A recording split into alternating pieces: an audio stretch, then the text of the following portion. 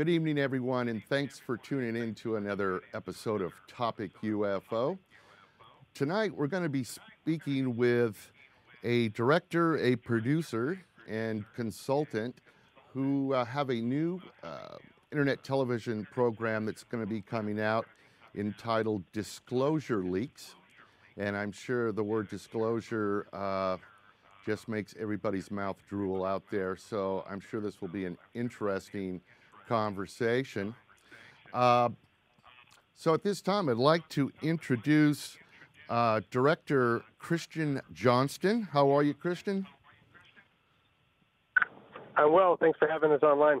No problem. And producer Rick Hack. Hey there, Rick. Nice name. Yes. Let's hopefully we won't confuse people because there will be two Ricks. And then the consultant in the group will be Charles Bender. Greetings, Charles. Hello. Thanks, Rick. Well, listen, guys, this TV show or this program that you guys are putting together called Disclosure Leaks, before we jump into it, I was wondering if you guys could just tell us a little bit about your background, I guess entertainment-wise. Christian, could you kick us off? Basically, I come out of a documentary production and traveling the world. And my first movie, I had an opportunity to shoot a hybrid documentary inside of Afghanistan 6 months after 9/11 about a New York journalist on the trail of Osama bin Laden. In the process, I met a lot of very interesting people in high-level government positions just from our process of putting the movie together and using a lot of actual Northern Alliance Mujahideen. And like I said, got access to private military corporation, CIA. And over the course of putting that movie into theaters called September Tapes, I continued to meet interesting people traveling the world, as well as being in Prague and Star City in Russia, working with Sulkovsky's grandson, and starting to find out a lot about the Russian disclosure opportunities there and a lot of information for sale. And I think every project that I'd worked on traveling, I had met more and more interesting people and felt like in the eve of disclosure and files about UFO and sightings and unexplained phenomenon, it was now time to do a television program that would sort of showcase my experience in meeting a lot of these people and allow us to do a show that would kind of encapsulate a lot of people that didn't have to be named as resources, and we could put together a resource of information for everybody to see. Wow. You know, it always fascinates me that people such as yourself, documentary filmmakers, would travel to Afghanistan right after 9/11. That must have been one hell of an experience. What I found in going to some of these places and inside of Tibet during the Beijing Olympics, and I was shooting a project in Lebanon and Sierra Leone and meeting international correspondents from places like Newsweek and other big publications, was that if you kind of show up, all of a sudden you're on a level where you can have a cocktail at midnight, and a lot of people will say a lot of things they may not normally say. And that allows for us to hopefully protect their identity and whatnot. But we've come across a lot of very interesting stories of phenomenon and contacts that we're going to be able to utilize for this new documentary investigative TV series.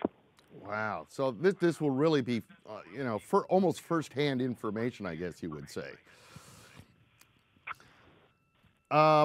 Looking at it on a worldwide scale as well. So. Yeah, that's amazing. Amazing stuff.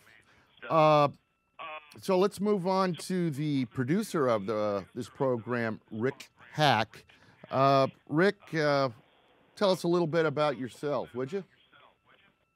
Of course, my life isn't as world-traveled as Christian Johnston's, but I do have a background in media, entertainment, and to some extent documentary work. And so I met Christian about 3 years ago.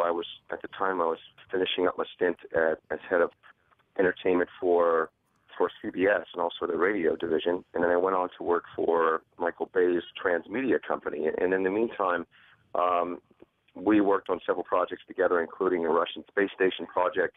That's where we really started finding out, and like Christian was mentioning, a lot of these sources as we went along the way, and piecing these projects together. So between his sources and mine, and now working with researchers and consultants along the way, folks like Charles, also like Steve Bassett, we've been able to source out some of these folks as well as journalists, to really come up with authentic stories, and that's really why we wanted to bring this project to life.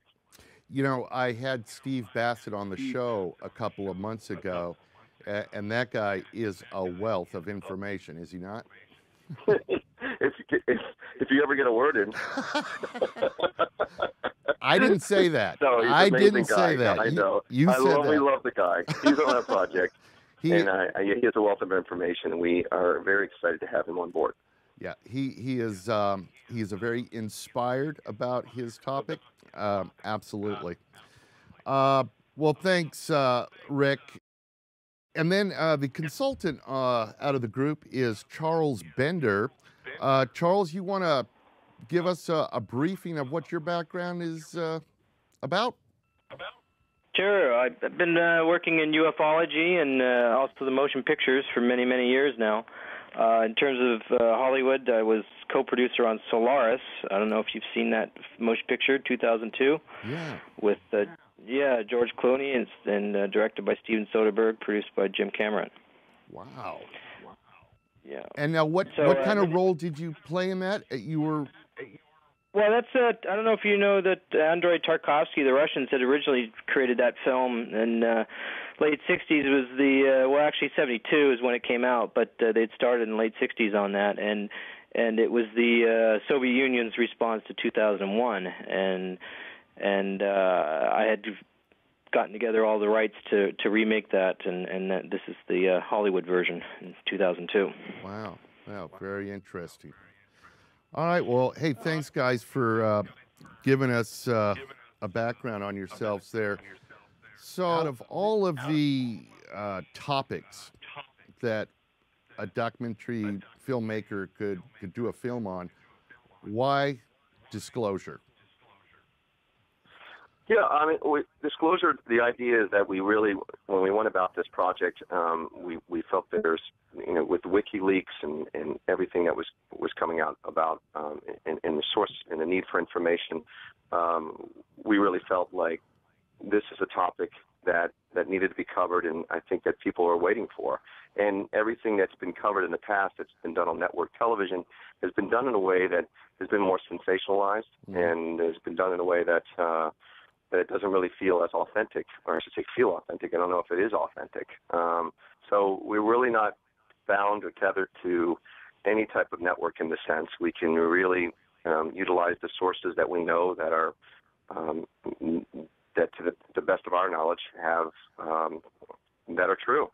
And so we wanted to disclose what information is available and go through this mobcaster source where we can have research, we can have we can come about, we can have other people involved from a community standpoint than just from just from actual other resources like the experts in the field. So we wanted it to be from the ground up, and we also wanted it to be authentic in the way we presented the program. Excellent. We truly feel that we have several critical pieces of information on the outset that nobody's seen before, and I guess you'll have to wait and see for our reveal what we're going to share and what we're going to disclose. Now, what is the plan for release? Is there any confirmed dates yet, or is that still up in the air? Or? We have a soft date of mid-September. Okay. And we can share with your listening audience and with you as soon as we solidify that date. In fact, this week we're supposed to meet again with our distributor and to see how our online distributor and see how when we're expecting the first episode and when our premiere is going to be, and also line it up with our production resources. So we believe it's going to be mid-September. Great. Well, also, this is Christian chiming in again. I was going to mention that we'll also be looking to reach back to you and giving you and your users your listeners some updates on what we're up to and giving you sneak peeks of 1 and 2 minute trailers and teasers of what we have coming up. So we'll be doing that sooner than that as well. Oh, that'll be very good. Now, I understand that the first episode is going to be focused on the sighting by the Mexico Air Force pilots, correct? Exactly. And Charles, on that a little bit with our plan of attack. It's very interesting, UFO flap that happened in Mexico, and with the confirmed, Mexican Air Force sightings, there's a lot of wealth of information to pull into our first program for that. Yes, so certainly with that incident, we have the military has recently come forward, essentially saying that they themselves are unsure about what exactly they were seeing and witnessing. And we've been able to track down some of those folks firsthand, which we'll be talking to. I'm sure you're aware, too, of Jaime Maussan and his work in not only Mexico but Central America, and outstanding job he's done. So we also hope to talk with Jaime further on this subject, and we'll be revealing some new information there. So, and that will be great because Jaime is, the king of UFOs in Mexico. That's for sure. Regarding the actual sighting, correct me if I'm wrong, this is where they were doing some maneuvers. They were utilizing infrared or FLIR type cameras and caught these objects. Yes, exactly. Caught the objects and trailing the aircraft and staying information with them, and essentially flying along for quite some time. So now, when you guys were working on this, did you hear the theory that I forget who put it out there, was trying to say that what the pilots saw was an oil refinery deck out in the ocean or something? We've heard, lots of various stories of trying to disprove exactly what they're seeing, but the information we have is with that infrared footage and the way it is trailing the aircraft, there's no type of oil platform that would do that sort of thing. Yeah, I looked at the video myself, and I didn't buy off on it either. So, right.